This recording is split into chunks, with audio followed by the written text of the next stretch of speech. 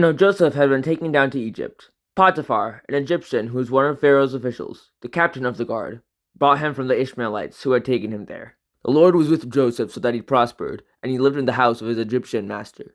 When his master saw that the Lord was with him, and that the Lord gave him success in everything he did, Joseph found favor in his eyes and became his attendant.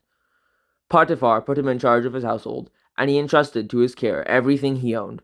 From the time that he put him in charge of his household and of all that he owned, the Lord blessed the household of the Egyptian because of Joseph.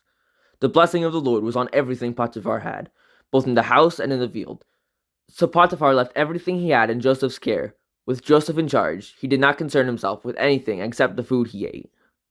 Now Joseph was well built and handsome, and after a while his master's wife took notice of Joseph and said, "Come to bed with me." But he refused. "With me in charge," he told her, "my master does not concern himself with anything in the house. Everything he owns he has entrusted to my care.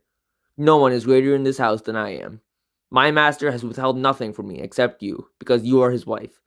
How then could I do such a wicked thing and sin against God?" And though she spoke to Joseph day after day, he refused to go to bed with her or even be with her. One day he went into the house to attend to his duties, and none of the household servants was inside. She caught him by his cloak and said, "Come to bed with me." But he left his cloak in her hand and ran out of the house.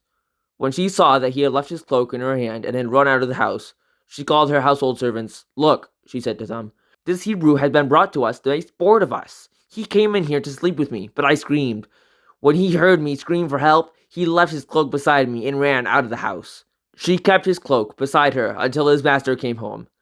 Then she told him this story. "That Hebrew slave you brought us came back to me to make sport of me, but as soon as I screamed for help, he left his cloak beside me and ran out of the house." When his master heard the story, his wife told him, saying, "This is how your slave treated me." He burned with anger. Joseph's master took him and put him in prison, the place where the king's prisoners confined. But while Joseph was there in the prison, the Lord was with him. He showed him kindness and granted him favor in the eyes of the prison warden.